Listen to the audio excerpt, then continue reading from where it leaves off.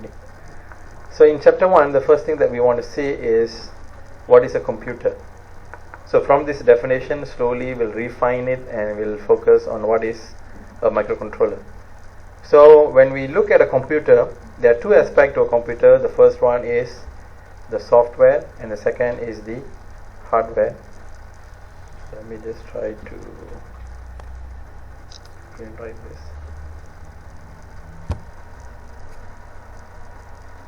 So we have the first thing, we have the software, and the second we have the hardware. Now let us leave the software part for now. We'll actually focus on the hardware. So when we look at the computer hardware organization, basically when we say the computer has four modules. The first one is processor, second is memory, third is the output, and fourth are the input units. So when you have these four modules in any hardware system, it is known as a computer. Is that okay so far? So we will revisit back on the software part later, but we are going to look at the hardware. So under the processor, you can see that inside the processor we have control unit, arithmetic logic unit, and also the registers. And you can see that we have memory, we have output units and input units. So what are each one of these parts?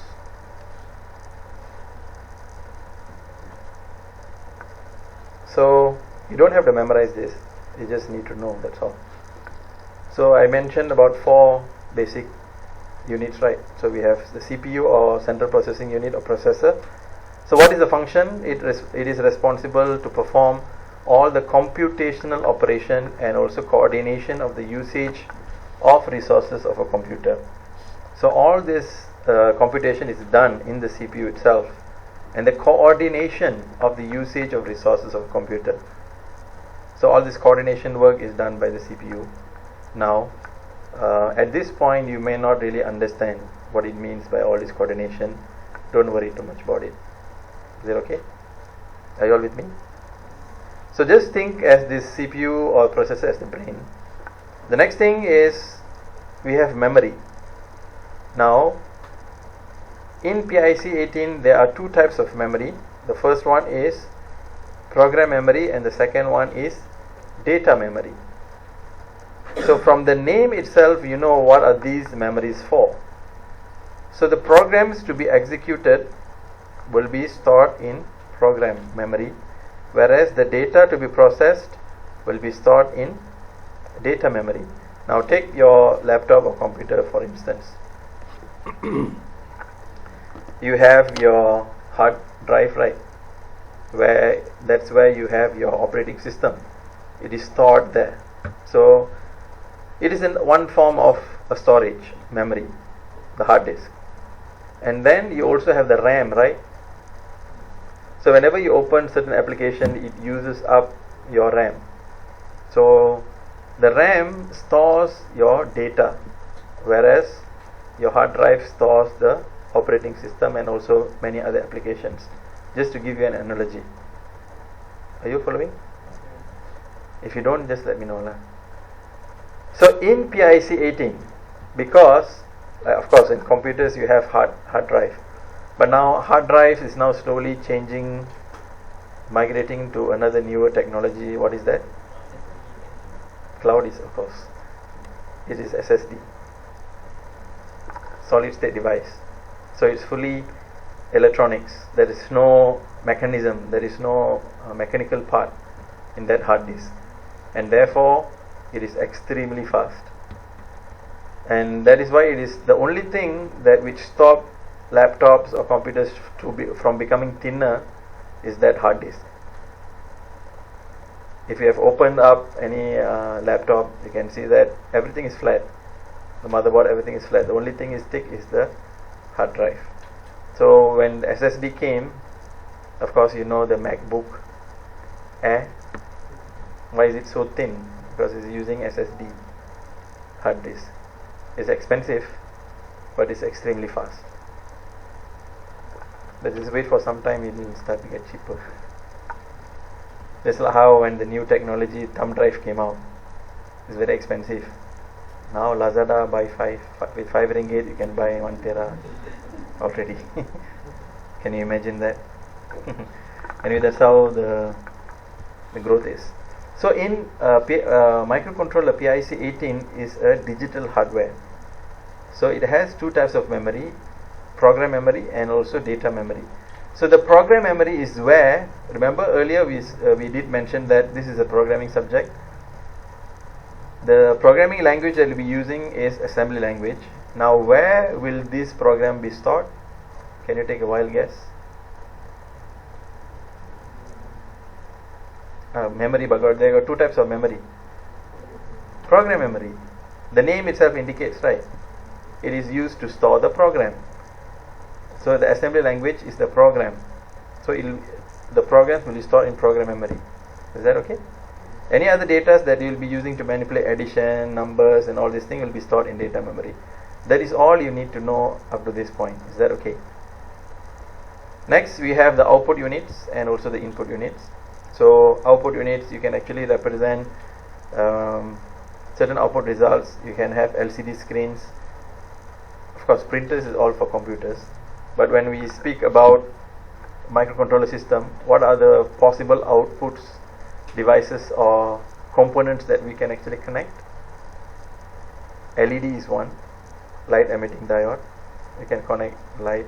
Of course LCD, liquid crystal display, you can connect it to a microcontroller. All these are output devices or output components which you can program something and you can have it to display some output. So LED, LCD, buzzer, you can control a motor. So all these things are output. And what are the possible input devices that you can connect to a microcontroller? Keyboard is for PCs. Maybe for microcontroller you can have keypad. What else? Switches. Switches are a form of input devices, components as well, right? Sensors. You can have a pressure sensor, temperature sensor. All these sensors are input components, input devices. Is that okay? So this output and input units we will cover in chapter 7. And in chapter 7 is where we will be using the Proteus. For those who attended the first class, I've shown you the simulation, how the Proteus simulation is there. So a lot of fun stuff starts there. So we're going to focus on CPU and memory for now. Is that okay? So what is the flow that we have seen so far? We have seen what is a computer. A computer consists of two main components, the software and also the hardware. Now we are focusing on the hardware part. So when we take a computer hardware, there are 4 basic modules. What are those? What's the first one? Quick. Processor. What is the second one? Memory. What is the third? What is the fourth? Good. Now we have seen the basic functions of all these things, and we are going to now focus more deeper into CPU and also memory. Is that okay? Now we are focusing on the CPU. Now CPU has 3 components. It has registers, ALU, which is known as arithmetic logic unit, and also the control unit. Now we have seen these 3 here. This is control unit, ALU and also registers. So this particular slide may be important because there's a lot of questions they've asked before from here. So in the CPU has 3 components. The first component is the registers. Now what are these registers? Registers are storage location inside the CPU. I'll just read it out and I'll use some normal terms to explain what it means. It is used to hold data. Now take note that you will come across these few terminologies: registers, file registers, memory location. They are all referring to the same thing. They are just memory locations with the different terminologies.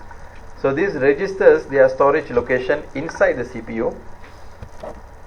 It is used to hold data or memory addresses during the execution of instruction. It is very close to CPU, provides fast access to operands for program execution. Now there are some jargon words here that you have seen. one is operands. You do not know what is operands yet. Never mind, we will see that later. So this register, because it is inside CPU, it is something similar to a modern day concept of, I'm sure all of you have used internet browser, right? Are you familiar with cache memory? Sometimes when you clear your history, so do you want to clear your cache as well? Now this cache memory is as an internal storage. So wherever you browse, for example Facebook or any particular website, what it does is it stores, when I'm not so sure how many of you are familiar with web designing, but there are some images or graphics on the website. So what it does is it stores those images in the cache memory, so that next time, maybe the first time when you try to access, you have to import all those from the server. You have to get all those images from the server.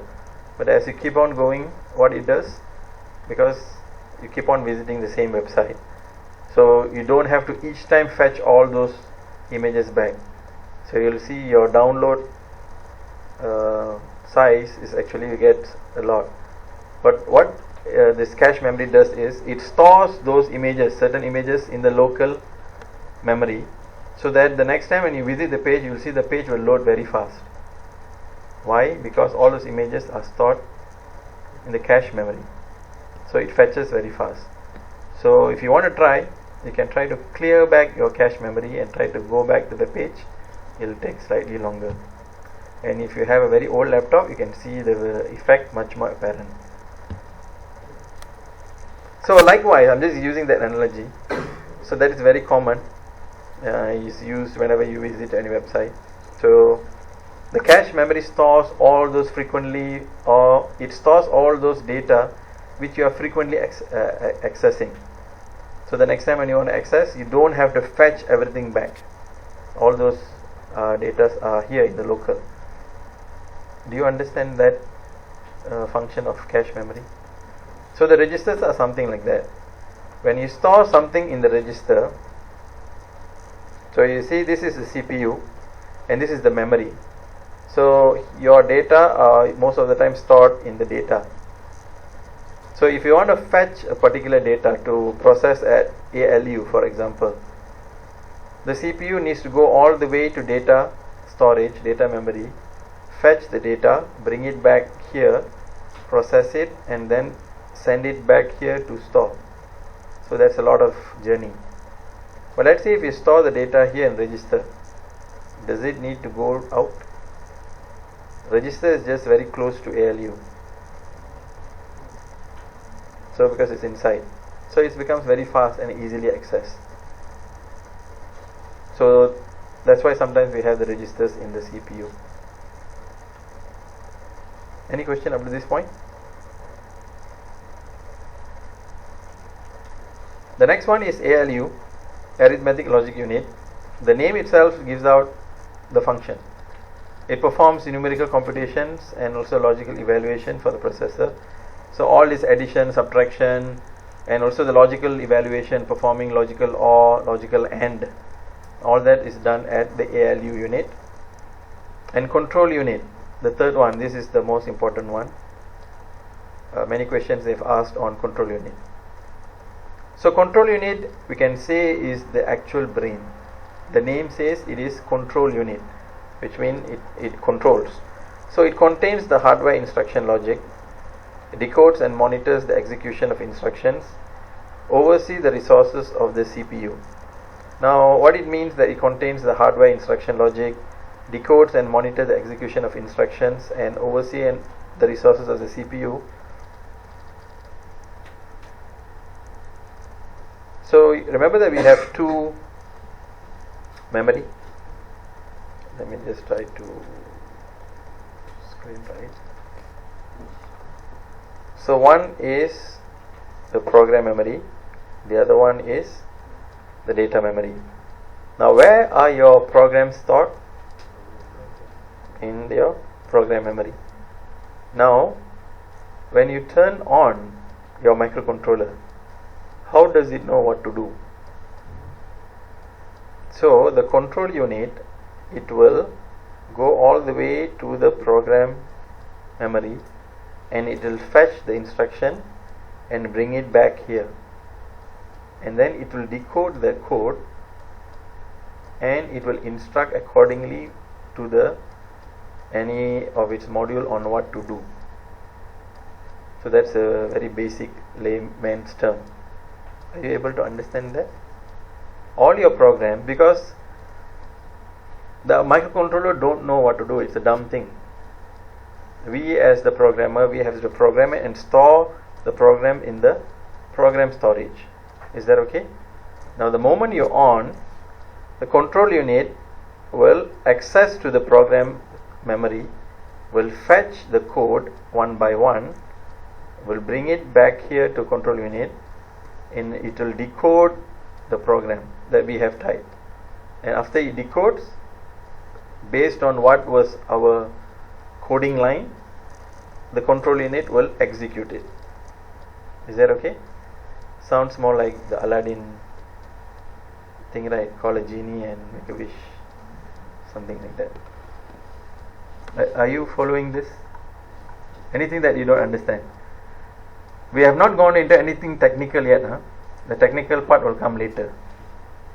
So I'm just explaining you on the conceptual level. Is that okay? Anything which is not clear?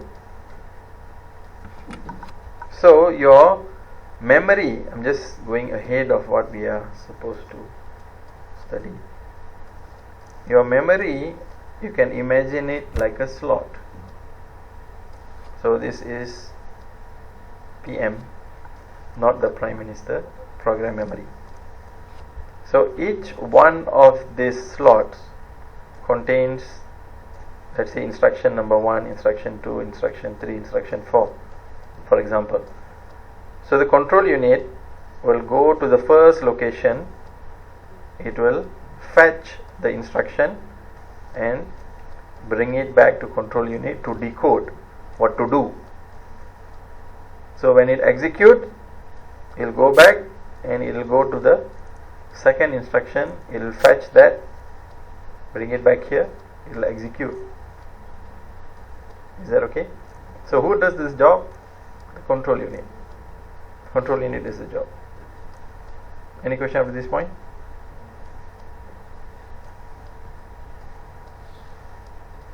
So it maintains 2 registers. Now this is important. The first one is the PC and the second one is the status register. PC stands for program counter. What it does, it keeps track of the address of the next instruction to be executed. These 2 registers are important. They have asked many times in tests.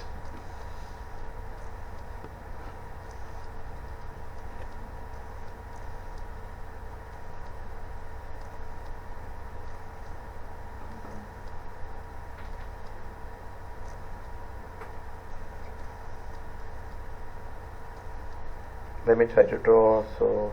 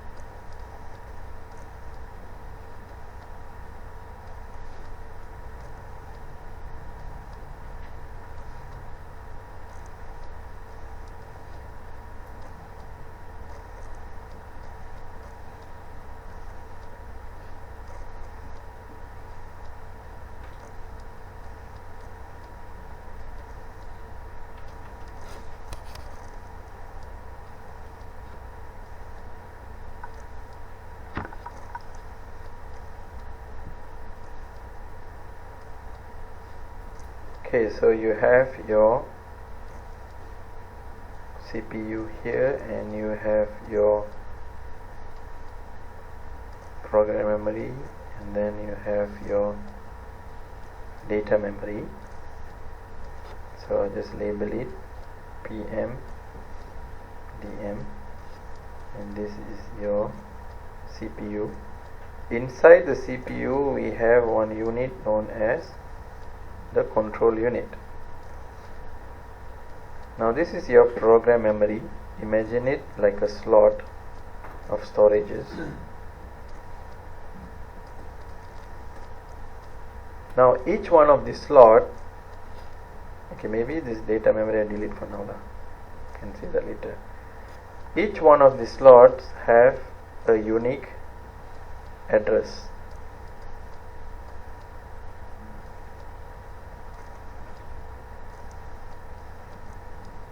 I'm just labeling it only. This is not the actual address.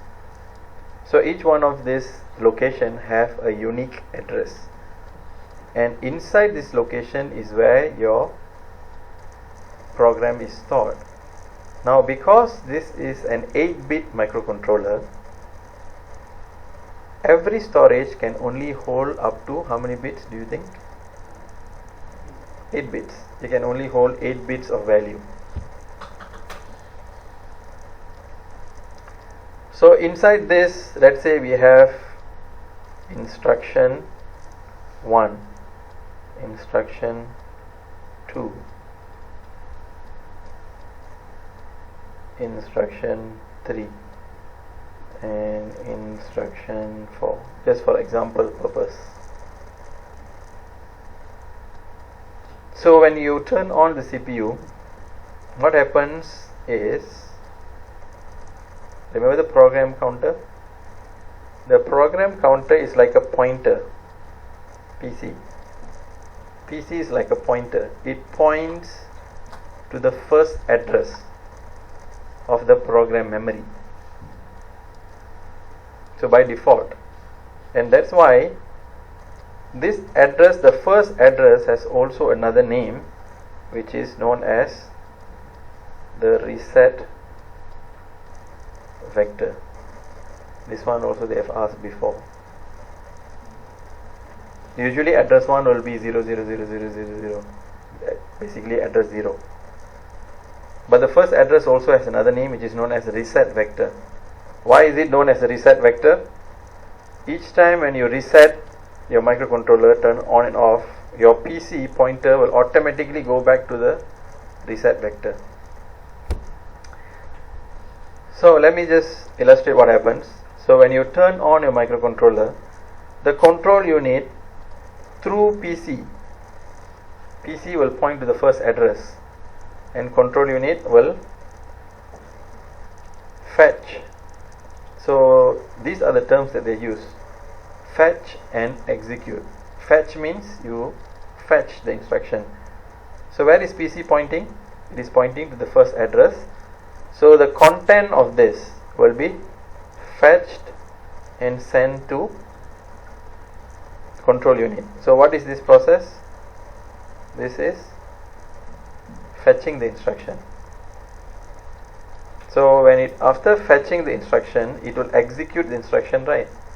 Now most of the instructions are executed at data memory. So you have your data memory, so it will execute. It will execute the instructions.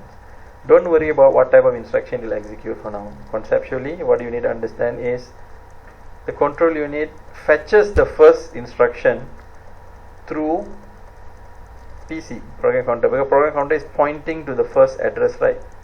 So whatever that is inside the first address, which is instruction 1, will be fetched to control unit. What control unit will do? It will decode and execute it at data memory. Is that okay? Program memory only contains program. No executions done there. So from program memory, it only will fetch, go to control unit, decode it and execute it at data memory. Is that okay? Okay or not okay? Is this difficult to understand? If it's difficult, let me know. I'm just trying to keep it as simple as possible. So the moment that the control unit fetches, something happens to the PC. The PC will automatically increase to the next. It will automatically point to the next address. So when the control unit fetches the instruction, and when it want to execute, what it will do? It will now fetch the second instruction. Now where is PC pointing? PC is already pointing to the next address, right? So it will fetch the next address, and then it will execute. Then automatically PC will increment by 1. It will point to the next address, and then likewise instruction 3 will be fetched. So that is what is the definition of PC? It keeps track of the address of the next instruction to be executed, right?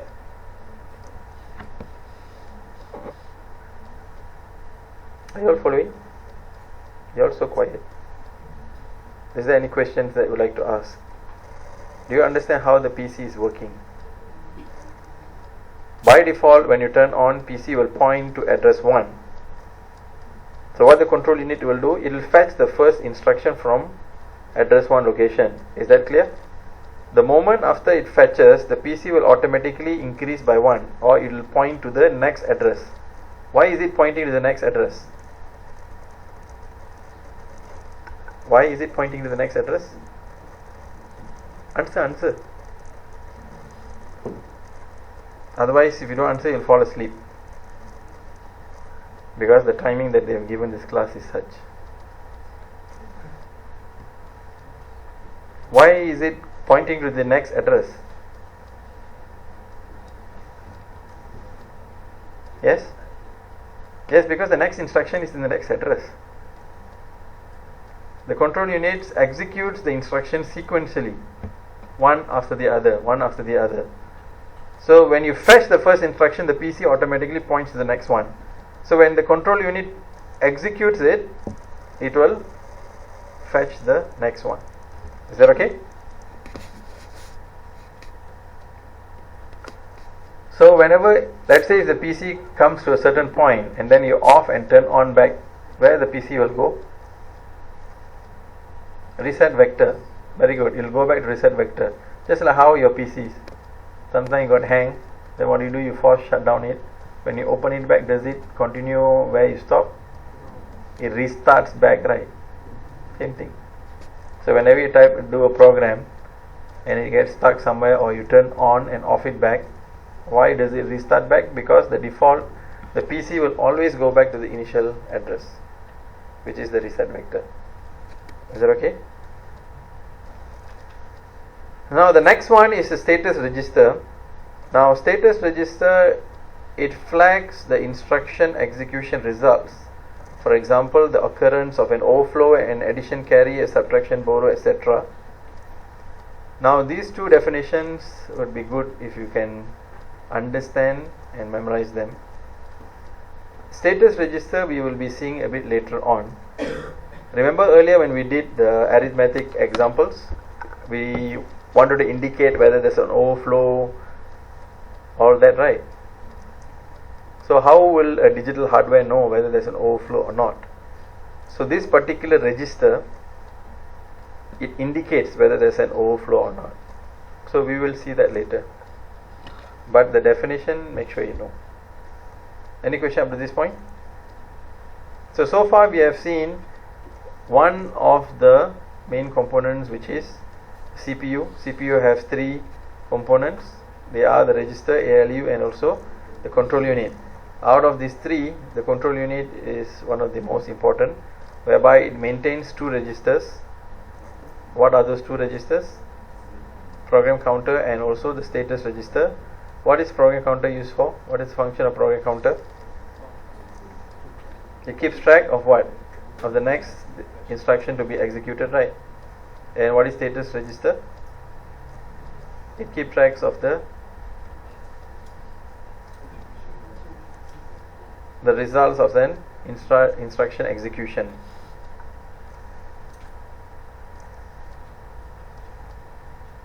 Now here are some differences between the terminologies before we proceed to the memory. We are still focusing on CPU and also the memory. Remember, there's 4 modules, right? Components: CPU, memory, input and output. Input, output we're going to see later. CPU and memory. So we are under subject matter of CPU. Under CPU there are 3 components, which are registers, ALU and also control unit. Now the CPU is known as a microprocessor. It's known as a microprocessor, central processing unit or processor unit. So there are some clarifications that need to be done regarding this word microprocessor. So what is microprocessor versus microcontroller? Earlier when I showed you the microcontroller, I said that it is a microcontroller. I didn't say it's a microprocessor. Why is it? So what is a microprocessor? A microprocessor is this slide is so important, they've asked before, to know the difference between a microprocessor and a microcontroller. Now when I said that you need to know the difference, doesn't mean always the definition of it. So we are not small kids anymore for us to memorize and just vomit out. They don't want that kind of evaluation. That one we already done before. They want to, the question should reflect on your understanding. So I'll just give you an example after we have gone through this, what kind of questions that they can actually ask. So what is a microprocessor? A processor implemented on a very large scale integration, VLSI chip. Peripheral chips are needed to construct a product. Now this term VLSI, you can try to search in Google. There are this term LSI, large scale integration, very large scale integration, ultra large scale integration. What does this term means? It is actually basically category on a single chip, how many thousand transistors that you are able to fabricate. Based on that is actually will be known as a very large scale integration or ultra large scale integration. Do you know the Intel processor has how many transistors? Does anyone know?